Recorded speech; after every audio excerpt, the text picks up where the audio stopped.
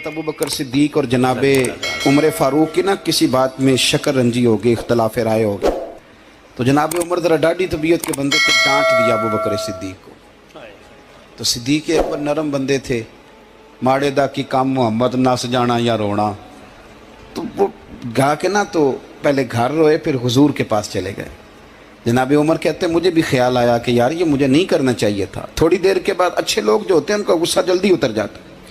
कहते मैंने जाके जनाब सिद्दीक अकबर के दरवाजे पे दस्तक दी तो पता चला वो तो घर ही नहीं। मैं समझ गया, मैं डर गया, मेरी टांगें कांपने लगी। क्यों डर रहे हो उमर?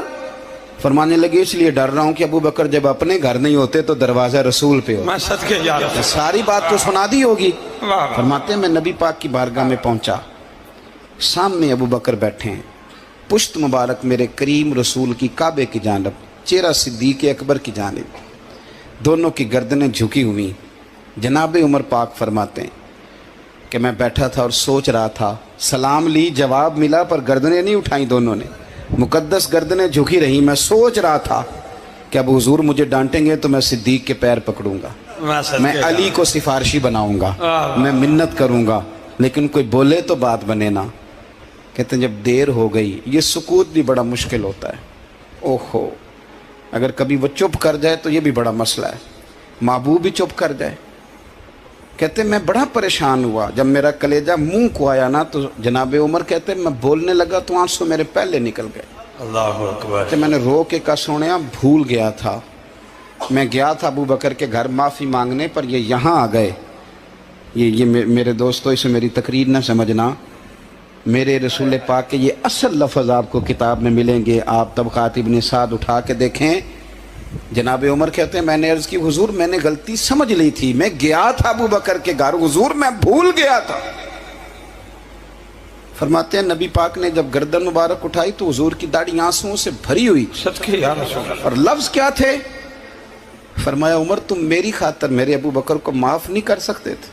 अब बात को समझे, ये नहीं फरमाया अबू बकर ने गलती नहीं की, फरमाया छोड़ नहीं सकते थे, तुम मेरी वजह से मेरे साहब को छोड़ नहीं सकते थे।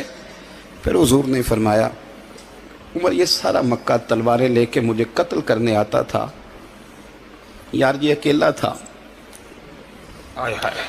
इसने खोल के बाजू कहा था कि जो हुजूर तक जाएगा मेरी लाश से गुजर के जाएगा। फरमाया दुनिया भूल जाती है, मुझे याद है अबू बकर सिद्दीक ने माल भी दिया, औलाद भी दी, मेरी खातर छोड़ नहीं सकते थे। जनाब उमर कहते हैं मैं उसके बाद समझ गया कि मेरे मुस्तफ़ा की रज़ा इसी में है कि अबू बकर को राज़ी रखा जाए। सुभान अल्लाह। आप मेहरबानी सुनो, अब फौरन सुनो, फौरन इसके बाद नबी पाक अलैहिस्सलाम ना शारे हैं दीन के। हुजूर जो चाहें किसी के लिए हलाल कर दें और जो चाहें किसी पर हराम कर दें। एक शख्स ने कहा था हुजूर 3 नमाजें पढ़ूंगा, इस शर्त पर मुसलमान होता हूँ। फरमाया 3 ही पढ़ना, कलमा तो पढ़ना।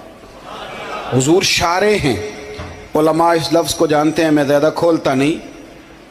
हर शख्स को इजाज़त है, अगर वो हुकूक अदा कर सकता है तो एक वक्त में 4 निकाह करे, उसे इजाज़त है। अगर हक दे सकता है तो इजाज़त है। मौला अली ने भी इरादा किया सैयदा की मौजूदगी में अल्लाह कि मैं दूसरा निकाह कर लूँ, सारी कायनात को इजाज़त है।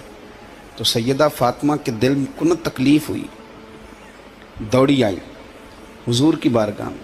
बीबी साहिबा ने